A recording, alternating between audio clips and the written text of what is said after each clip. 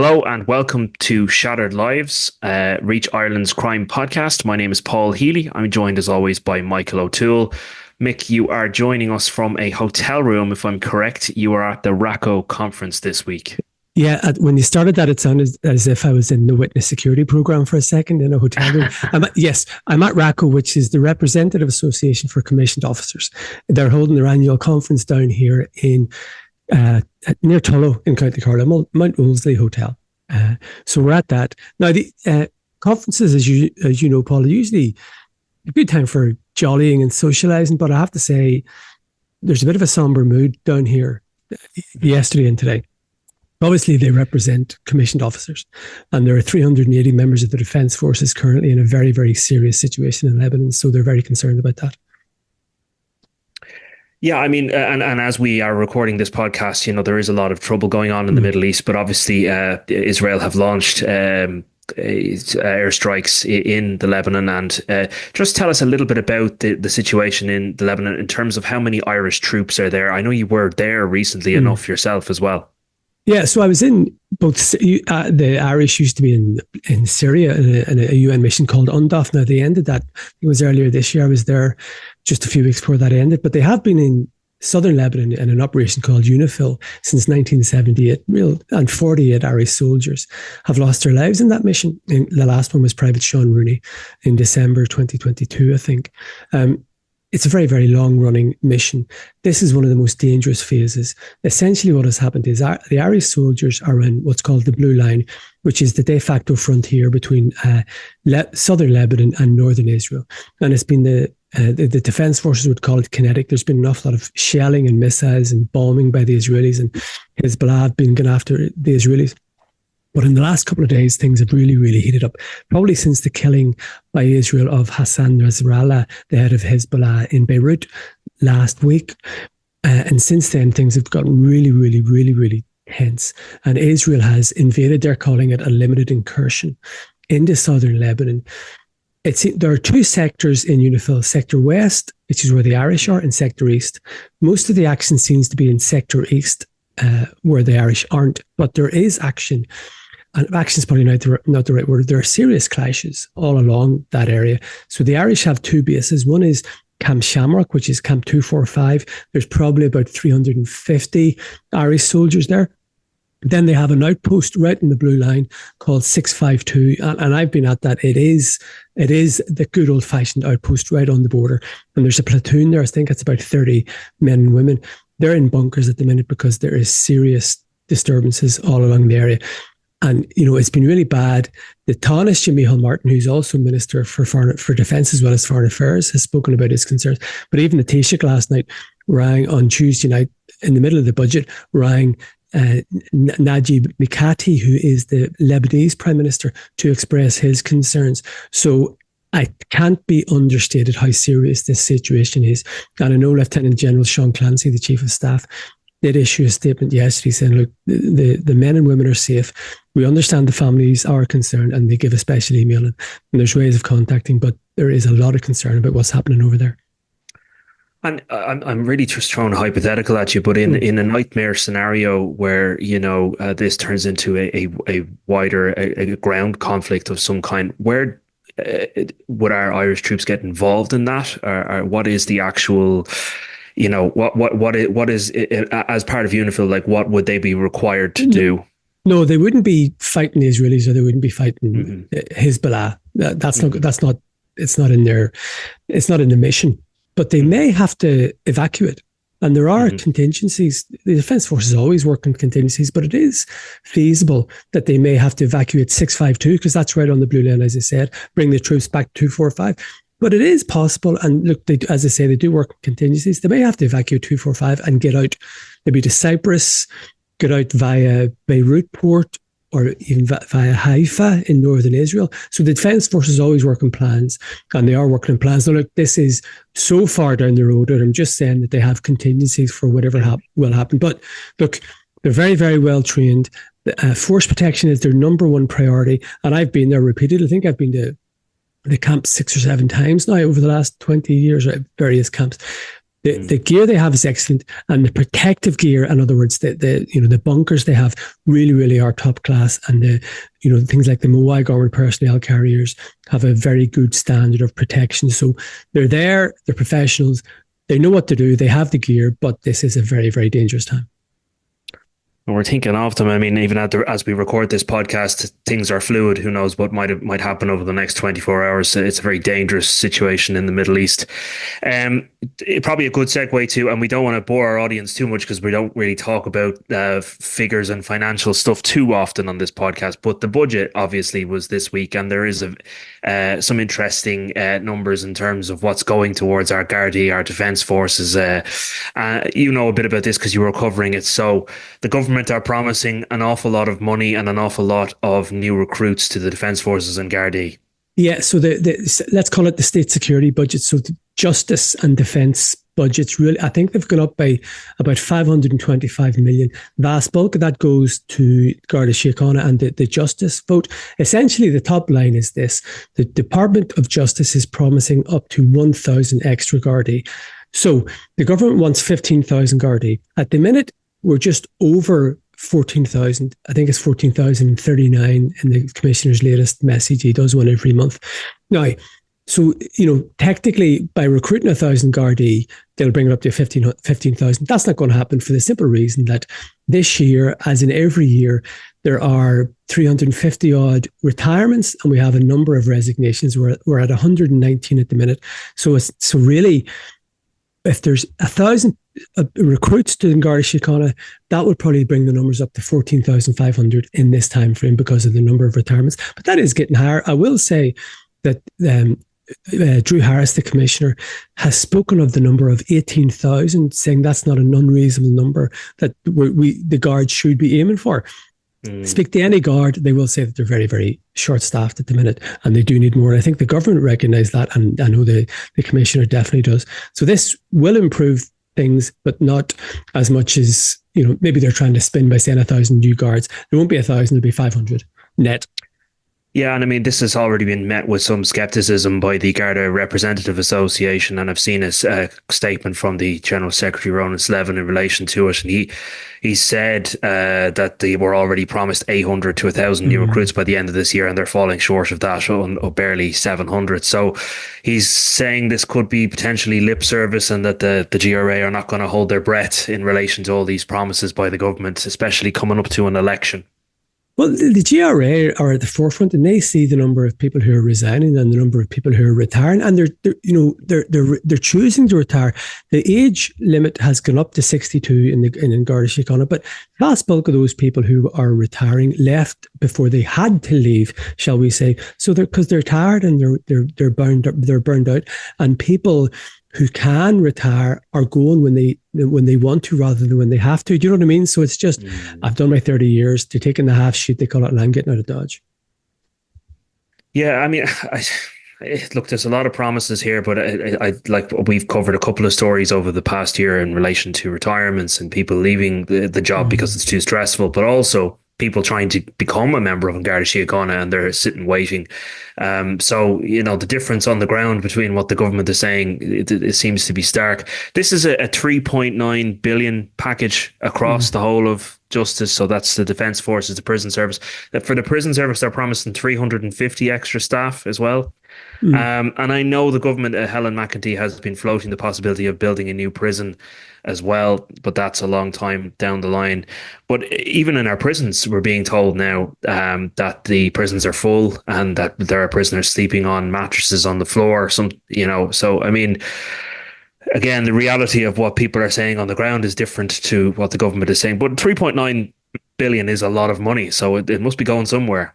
Well, it is, and even there was a cautious welcome. The Garda survives by overtime, and more money in this budget was devoted to overtime. So that will obviously ease the pressure. But if guards are doing overtime, it means they're working on their days off. So it's not, you always hear this thing about we're going to bring in extra guards for the Vietnamese Prime Minister who's here in the last couple of days in Dublin.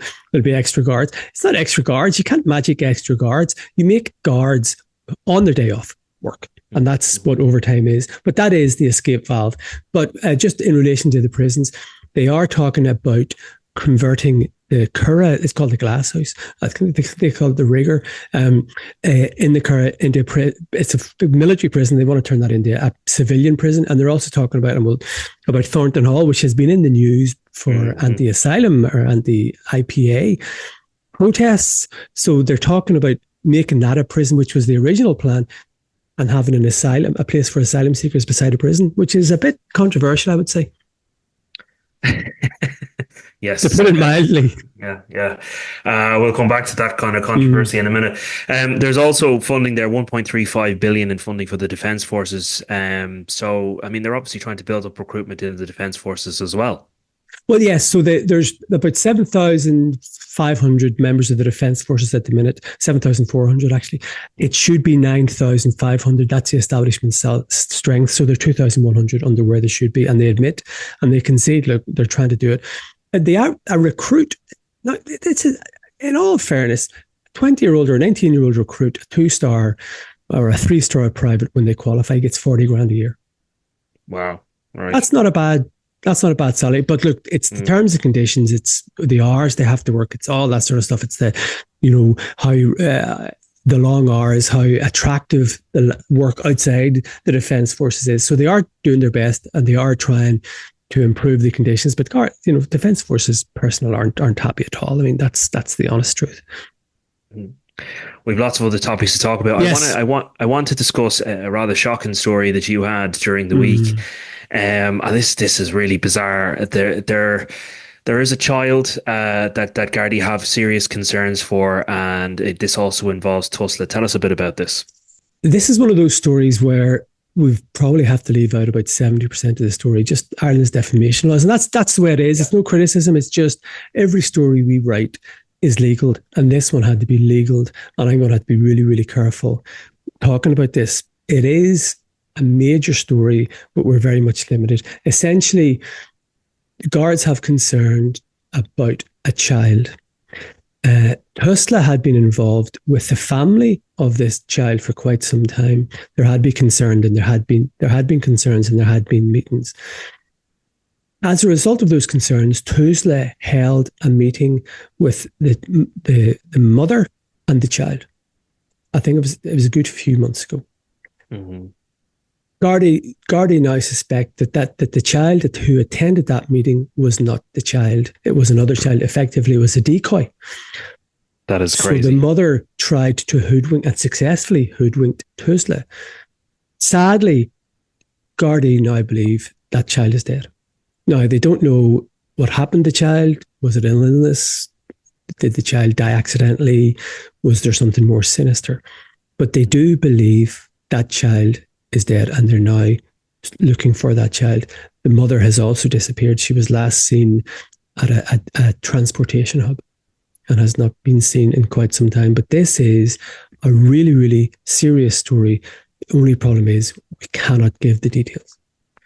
Yeah, I think it's important that we just talk about that a little bit, just in general, because I think people might say, oh, why aren't you identifying, if this child is supposedly they're looking for, why aren't you identifying the child or the location the child was last seen? But there are reasons for that. We have a defamation law in this country, and while Gardaí may have their suspicions, and you've reported on that, that doesn't mean those suspicions might be true. There could be potential explanations, but they certainly have reason to suspect that this child has passed away and that there's something serious has gone on.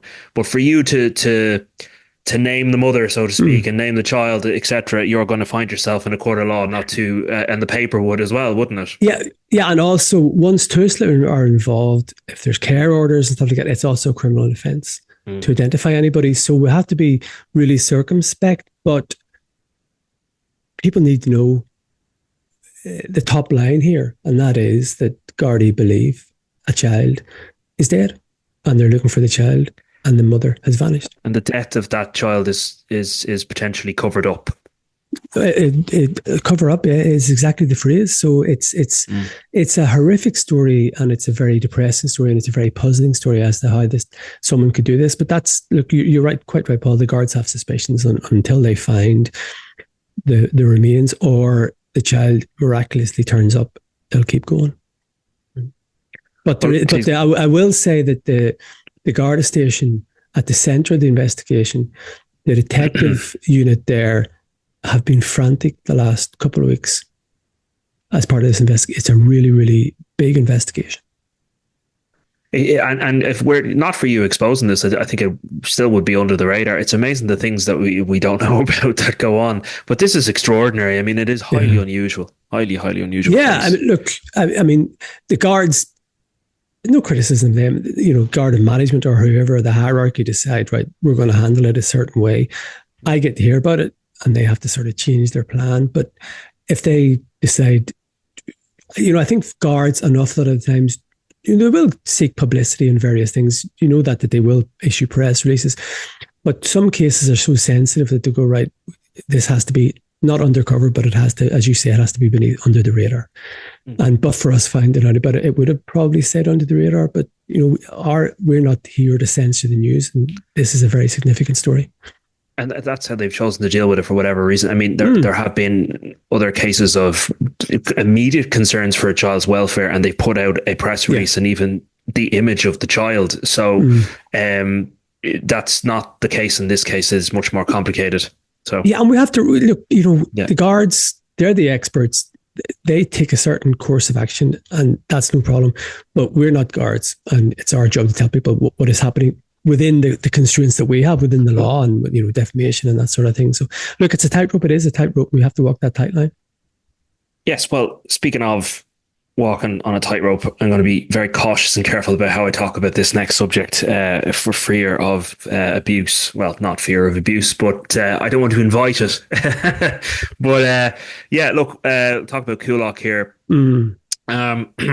So look, as people are quite well aware at this stage, there had been a major protest and still ongoing protests at the former Crown Paints site there in Coolock, and the Coolock Says No protest is protesting against the housing of immigrants there on that particular old site, which is next to a couple of houses as well there on the main Malahide Road. But if you haven't seen this extraordinary documentary on RTE, I recommend that you do. Great reporter Barry O'Kelly of RTE Investigates dived into all of these protests around the country, including the Coolock Says No protest, and gave, I suppose, the full picture of what those protests were about, the good, the bad, and the ugly. And there is fantastic footage in it. I suppose you call it hidden camera footage of what kind of went on the morning of that now infamous protest in July at the Coolock, at the former Crown Paints site.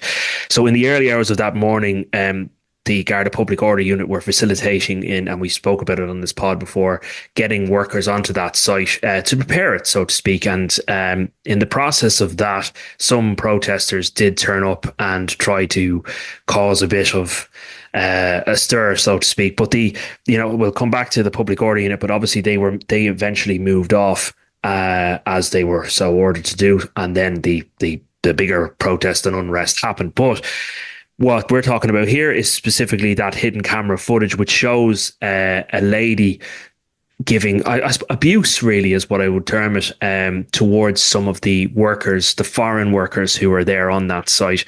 And she's heard calling them all kinds of names. She calls them filthy, and she calls them the N-word. She uses the N-word multiple times.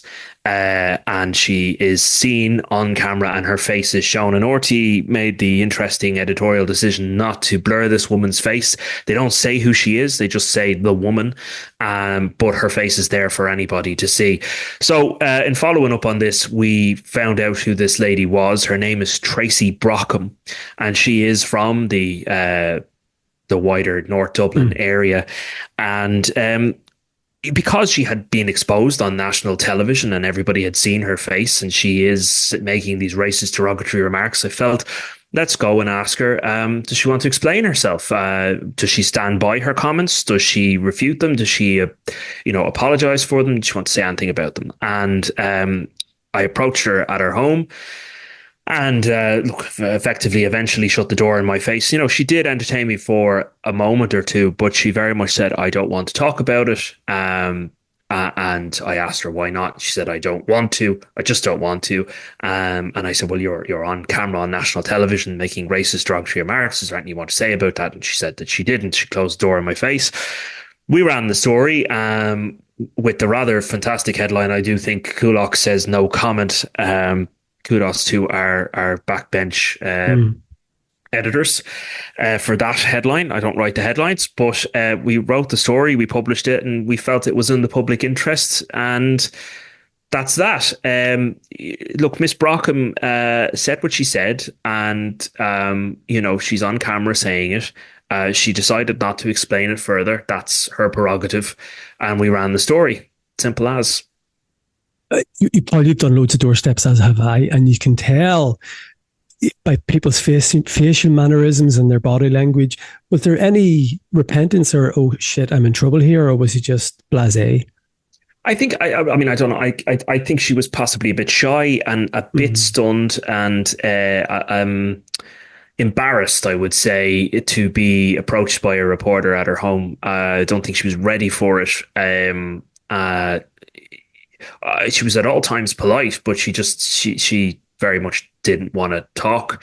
A stark contrast to the woman that you see on the footage in the RTE documentary, who is quite foul-mouthed and abusive, and you even see her attempting to strike a worker at one point, and that's featured in the documentary.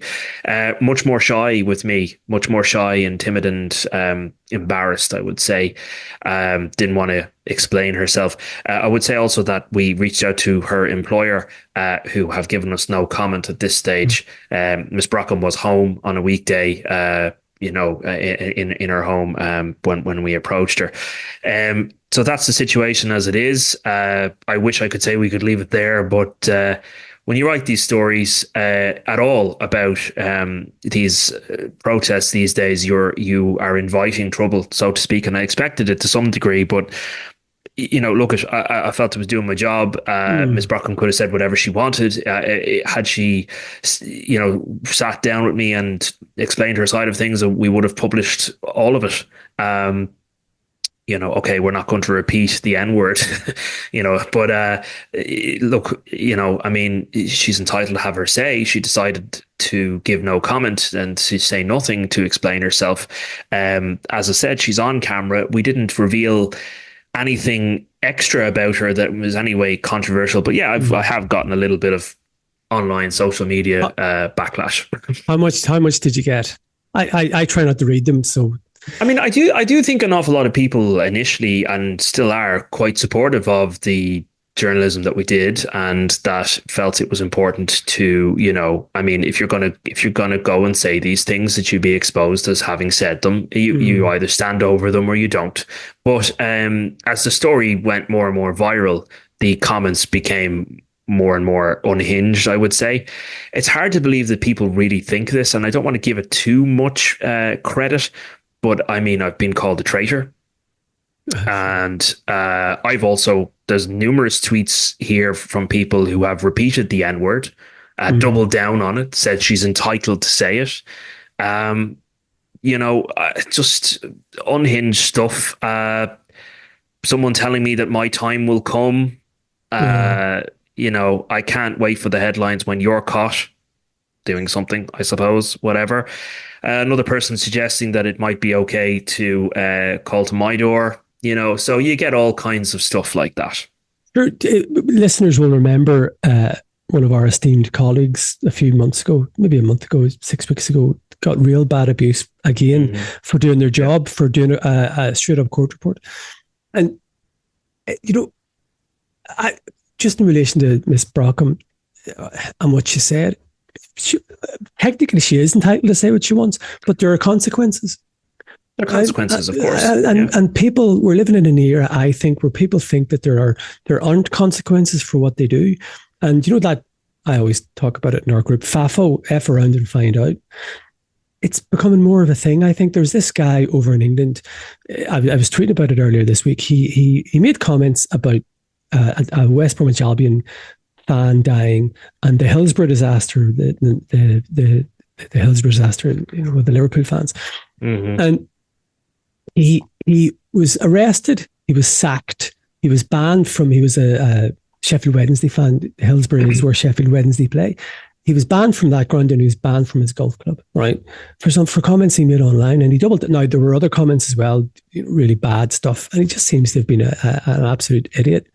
But now, can you imagine losing your job and being arrested for saying things online? I will say, who knows what's going to happen, but we do know that the guards have now seized that footage, the general footage from the primetime investigates. It was body cams that the security guards were wearing that was caught that. So there's now, that is now part of a criminal investigation. I'm not going to preempt anything, but it could be that there are people identified in all that bits of footage who are in serious trouble, who are facing problems now. Well, whatever about language, I mean, attempting to strike somebody is another thing. And look, there are also things in the statute for threatening and abusive behavior. Yeah. So I'm just speaking in general here. As a human being, and I'll take my reporter hat off for a second, I just don't think it should be acceptable in our society for someone to blatantly and openly use the N-word in that manner, okay? I think it's disgusting. I think it's racist. Call it what it is. It is racist. And for anyone to say that she is entitled to say that, I'm not saying she should be locked up for it. I'm just saying for anyone to think that that is acceptable in our society, I think shame on you. That's all I'd say. So in other words, there are consequences for what you do. Yes. And people have forgotten the consequences bit, in my mind. They're going, yeah, we can say what we want. Technically you can, but life comes at you fast. I just think it's bizarre that you would take the side of the racists and have a go at the reporter merely for repeating that this is this woman and this is what she said, right? If you're supportive of it, then fine, but you don't need to have a go at me or the news organization or RTE that exposed it. So you did your job. Our colleague did their job a few weeks ago, and you guys get to look. I've got it. It's as if people won't accept us doing our jobs if it goes in any way against their mindset or their own narratives. Look, it's ridiculous, and I don't want to give this any energy because it's just stupid. A while ago, I had this anti-racism campaigner accusing me of being a far-right sympathizer because I said something that he didn't agree with. So we've had people on the right calling this traitors and everything, and we've had these progressive lefts people calling us far right sympathizers. People have lost run on themselves. They just really have. It's like nobody can have any view that I disagree with.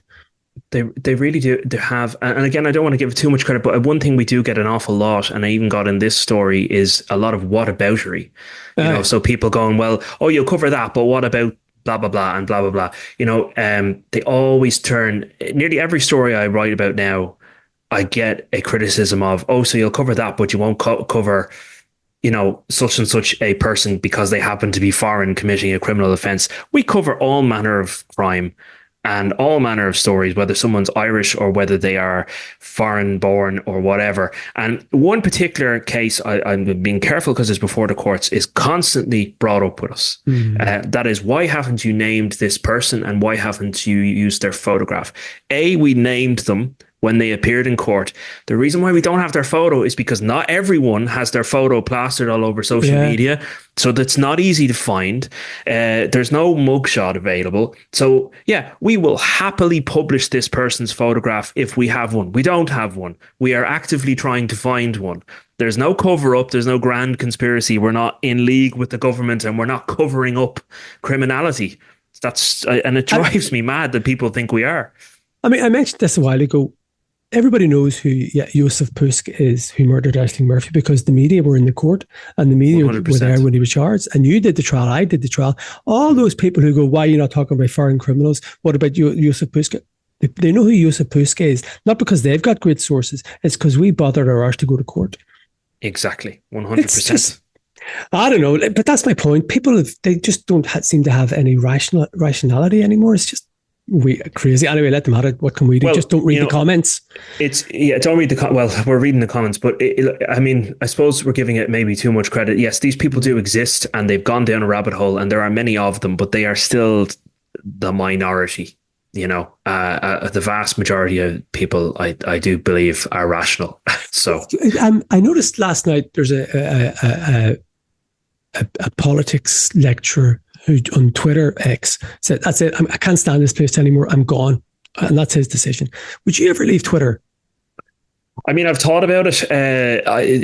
It's a double-edged sword because it has been incredibly beneficial to me in one sense, and we promote our stories on it. And I do think that we also fight fire with fire. We try to fight back against the disinformation, the misinformation. Do you let the platform just completely fall apart, or do you try to fight back against it? It all depends how much Elon Musk is willing to push all these far right type things and not have them be questioned. I'm more worried about the American side of it, that there is just an awful lot of misinformation that's gone unchecked in the American election, even, for example, and it's just plastered all over my social media feed, whether I want to see it or not, because I kind of my brain will train me to look at something and go, treat it with skepticism. I can ignore it, but I wonder how many people are scrolling through these types of things and get sucked in by it. So the more unchecked it gets, the more I will consider leaving it. But at the moment, I'm trying to stick with it. What about you? Well, I'm like your man in the Wolf of Wall Street. I'm staying. No, absolutely. I love Twitter, or X, or whatever you want to call it. Twitter is fantastic. And I think everybody has to be their own editor, right? I'll just give you an example. So I've been looking at stuff in relation to Lebanon the last couple of days. And you're looking, and even with blue ticks, you go, right, they're verified. Remember, it used to be effectively journalists were anyway, I'm not going to get into all that stuff about mainstream media or lamestream media, whatever you want to say. But you'd look at something that was verified and you'd go, all right, okay, this person has a level of authenticity. Now, anybody is verified, that's grand, right? But it just makes it much more difficult, because you look at one story or you look at one tweet and you go, all right, I'll have a look at that. Then you have to go and treble check it and go, right, this person has said this, I'll go and check something else.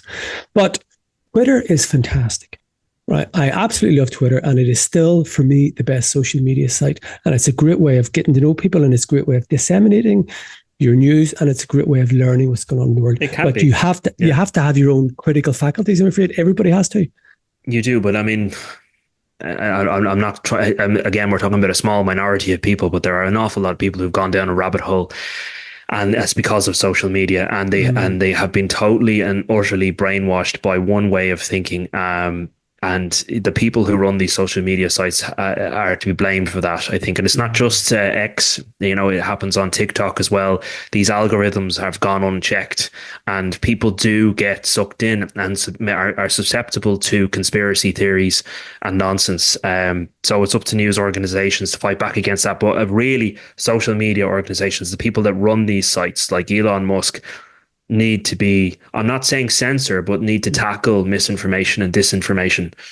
That's just my 2 cents. Have you heard about the JD Vance dossier?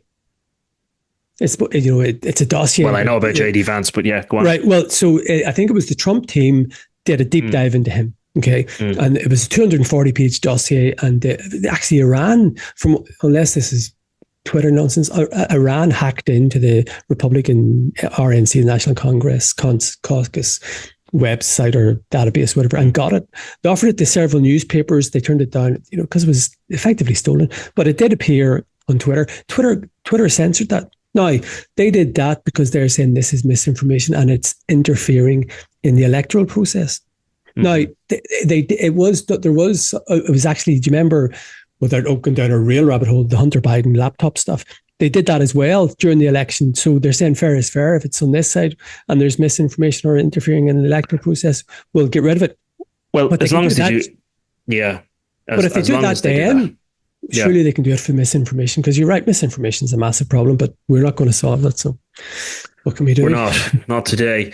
I just want to briefly mention the fact that, and we'll do a pod on it next week, that Jason Bonney and Paul Murphy are appealing their convictions in relation to facilitating the Regency Hotel murder of David Byrne. People might remember, if they followed the Hutch trial, that Jason Bonney and Paul Murphy were also on trial with Jerry Hutch. And they were the only two in that case to be convicted. So they were convicted of that offence of facilitating the murder.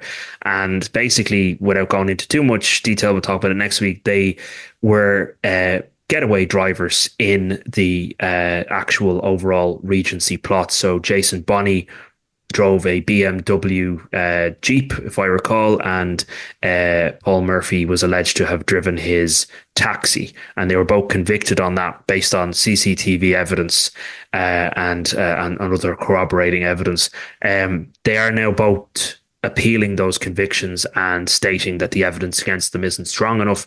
In Paul Murphy's case, I think he's trying to say that the CCTV of that taxi that was shown in the case is not his taxi. And in Jason Bonney's case, it's much more interesting. He's not denying that is his Jeep, but he's saying he wasn't the one driving it. He was saying it was his father, his now deceased, and at the time even elderly father, who was acting as the getaway driver, and that he he didn't have the courage to come forward and say that beforehand, but he's saying it now. And he even, I remember at the time, presented a witness who tried to corroborate that and say and help prove that Jason Bonney's father was driving that vehicle. That was all rejected by the Special Criminal Court, the 3 judges of the Special Criminal Court. But now they're presenting that before the Court of Appeal. So that's going to go on for 2 days next week. And then, it'll probably take a good couple of months before the 3 justices decide on that. Right. So are you going to call it? Or is it up to the judges? I think it's up to the judges. Yeah, I think that the evidence against both men was pretty convincing. It was a stark contrast to the case of Jerry Hutch, where there was no evidence to prove that he was a shooter in the Regency, but there was pretty damning CCTV footage of the vehicles and of these 2 men and their actions on the day, and the evidence in relation to Jason Bonney's father even was quite convincing, because close members of his family gave evidence about his actions that day, and they could remember where he was that day. So, well, if you think about it, Miss Justice Tara Burns eviscerated the prosecution case about Jerry Hutch, but convicted these 2 men in the same trial. Yeah. So she was forensic, so she accepted the state evidence against these men. She did. But look, maybe there'll be, and we're not privy to all of the grounds of appeal. So perhaps maybe something has come up in the interim that these 2 men might say prove their innocence. I don't know. Just one point about appeals. You can't just appeal because you don't like the verdict. You have to appeal because you would say that there was an error in law. Okay. Yeah. So, for example, say our friend Graham Dwyer, his whole attitude was that the phone data shouldn't have been adduced in his trial. Went all the way to the Supreme Court, lost it, he's toast, right? But it's not just, I want a second chance. There have to be grounds, there have to be legal grounds for the appeal. They do. Just on this general topic of Hutch Kinahan, I also just want to briefly mention again a fantastic, probably the most significant update in the legal case that's gone on in the US for 4 years against Daniel Kinahan and MTK. So this is a bit complicated, but in summary, a boxing promoter by the name of Moses Heredia had sued Daniel Kinahan for poaching his boxer Joey Diaz, and in using evidence against Daniel Kinahan, he presented evidence to the court that Daniel Kinahan was a mob boss, and that the money that was used to pay Joey Diaz and run MTK Global was all acquired by drug trafficking and by the activities of criminality. And so they presented that in their evidence. And this went on for 4 years, and ultimately MTK Global, which no longer exists, and Daniel Kinahan never presented any defense in this case. So what happened was what's called a default judgment, which is basically it goes ahead without them, and it usually then falls in favor of the person taking the case, which it did in this case, and finally has a district judge in the court of the district court in California, Judge John Holcomb. He's quite a well-known judge, appointed by Donald Trump, I believe. Actually ruled in favor of Eric Montavlo, so he is the lawyer representing Moses Heredia, and granted a payment in his favor of $9.7 million. So that's $9.7 million in damages that Daniel Kinahan, Paul Gibson, and MTK Global owe Moses Heredia. Now, you might go, how are they going to get that money? Because I don't think that Kinahan's going to just hand over $9 million. This is a bit complicated, and I'm still trying to seek full answers on this, but I know that Mr. Montalvo is attempting to recuperate those damages by seizing assets from Daniel Kinahan, but not personally seizing assets himself, obtaining assets that have already been seized allegedly from Daniel Kinahan. So people might remember in 2022 the sanctions that were imposed by the American government on the Kinahans, and in that case, there were assets that were frozen in Dubai, and we believe there are also assets connected to them in the United States that were frozen and still belong to the American government. So I think that Mr. Montalvo is now attempting to recover those assets from the American government. And through that, will be able to pay his client the $9.7 million. So that sounds a bit like the Criminal Assets Bureau freezing assets here. Mm-hmm. But in that case, I think it's 7 years that it has to progress before they can be sold off or whatever. I'm sure America, who don't mess around, will do it much more quickly. Yeah, and MTK Global had an American wing, a USA wing of it. So I don't know how much of their assets were in the United States or whether that equates to $9 million or not. I know that Mr. Montalvo was also seeking information in relation to Kinahan's assets in Dubai, including properties that were in the name of his wife, Kiva Robinson. So I don't know what the status is of that. We'll have to find out. But it could take years. It could take many years, but that is how he's going about it. Also, interestingly, the Heredias have said that they want to give some of the proceeds of the money they ultimately, hopefully, will get to innocent families who've lost loved ones as a result of the Kinahan Hutch feud. And I know that Mr. Montalvo even flew to Ireland a couple of years ago and met with Michael Barr's father. So Colin Barr.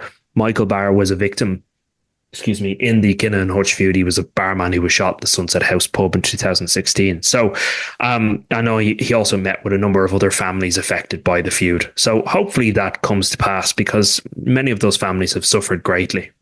And is Mr. Montalvo confident of getting the money in the end? Do you think he will prevail? I think he does believe he'll prevail, but he is a realist and he knows that this will take a long time. But to have a judge, a well-known judge like that, finally acknowledge that the wrong that was done and to grant him that money, it marks the end of this case. But it also is it's an acknowledgement also by a court that Daniel Kinahan used criminal proceeds to run his business.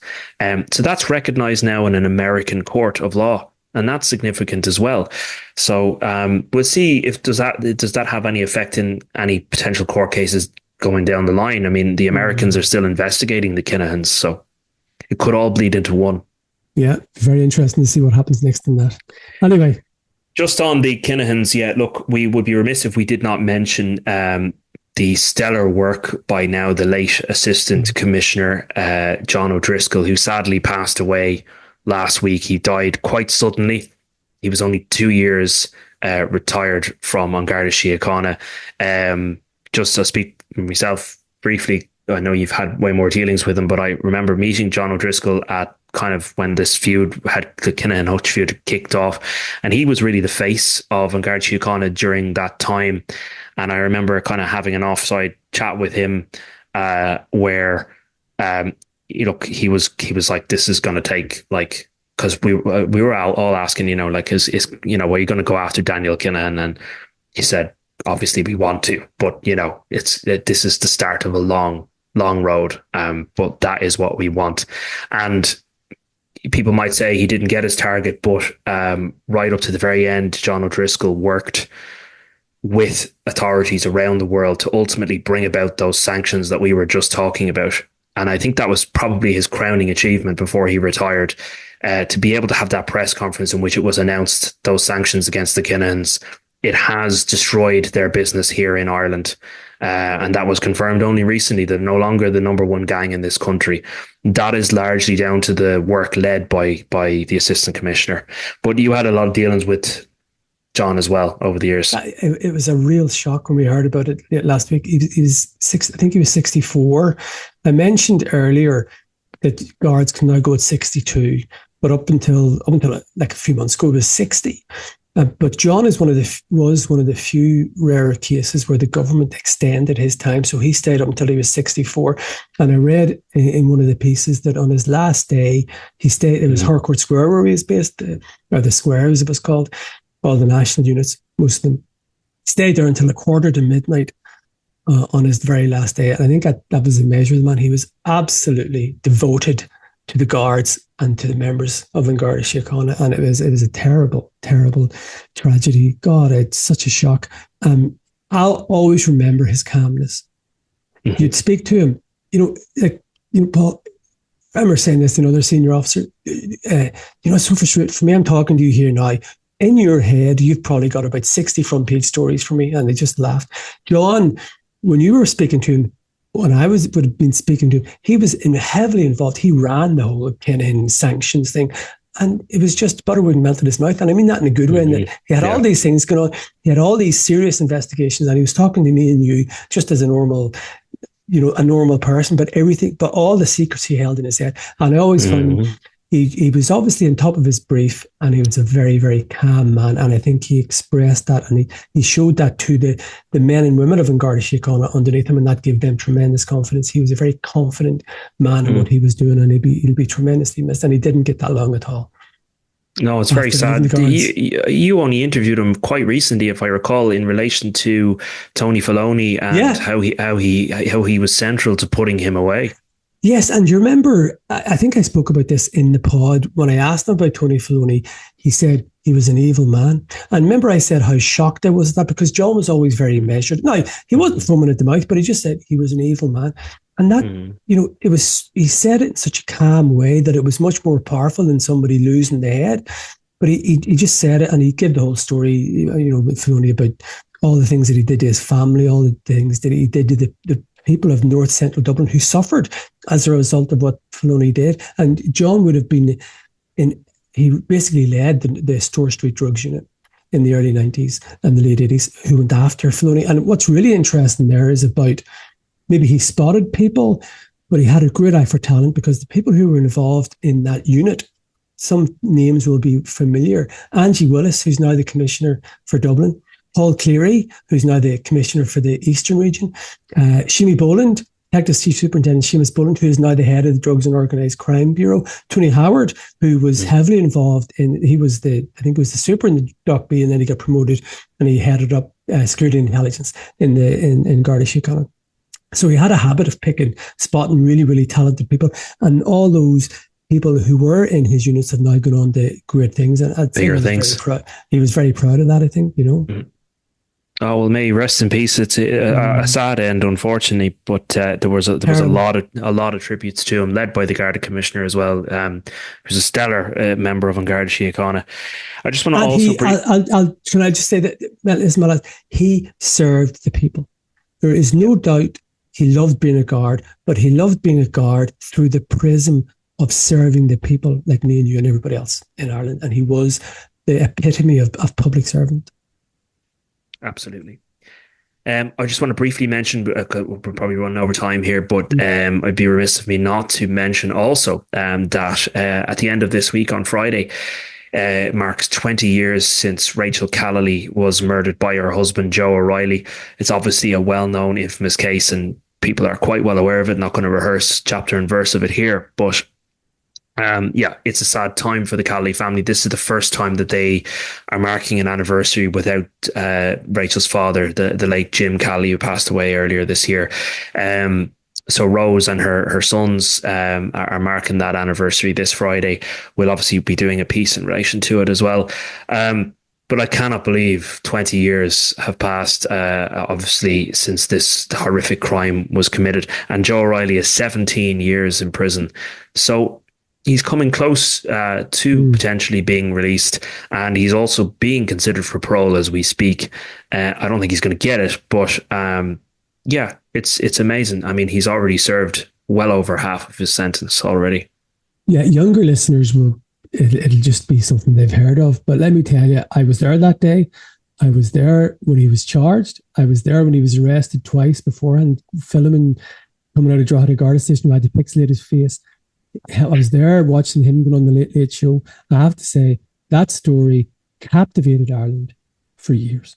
And still does. And still does. But even during the trial, it was a massive trial. It was the biggest trial, or maybe Graham Dwyer came afterwards, but up until then, it had been the biggest trial I'd ever covered. Went on for a long time, maybe 6 or 7 weeks. And it was huge. People were obsessed with that case. And I think one of the reasons why is everybody watched the Late Late Show and they turned to their spouse and said, that fucker did it. And said he did it, yeah. And that was it. So it just exploded from there. Yeah. Yeah, we'll have a story this week, but Joe O'Reilly is attempting to progress his time in prison. He is doing a master's degree. We understand that he's doing an awful lot of art. He deliberately keeps himself away from other murderers and life sentence prisoners. Has friends that are prisoners, but he doesn't spend time with the more serious criminals. Apparently hates drugs, and if anyone comes near him in relation to that in prison, he has a very hard time with them. He is largely feared because he's a big, massive guy even to this day. And he is working in the prison tuck shop. So if you can imagine that in the Midlands prison, he is if the likes of Graham Dwyer or Mark Nash wants to get a bar of chocolate or something from the tuck shop, they have to get it from Joe O'Reilly. It's even mad to just imagine that. But he is allegedly engaging with the probation services in the hope of being considered by the parole board for release. He's not going to get it, but he may potentially be moved to an open prison. So that's all very difficult for the Calley family. They've had to write in letters and they've had to meet the parole board. They've had to do this multiple times. Joe O'Reilly still doesn't accept his guilt. He was pretty decisively caught by mobile phone evidence and other circumstantial evidence that put him right in the frame. No one else has ever been suspected of the murder. He is the man that killed his wife, and he did so he could pursue another romantic relationship. And it's very sad. It's very sad that he still won't admit it. I don't know if it means anything to the Calley family at this stage if he does, but we've talked about this on the pod before. Until he does that, he can serve another 25, 30 years in there, I'd say, before they consider him for release. And I will say, were it not for the mobile phone evidence, he would have got away with it. Yeah. He planned that murder apart from the mobile phone evidence. And that's what Van Jackson. Yeah. Yeah. Well, look at okay. We'll be talking again next week. We had a lot to discuss this week. So I think we'll leave it there. Thanks very much, everybody. Thanks very much.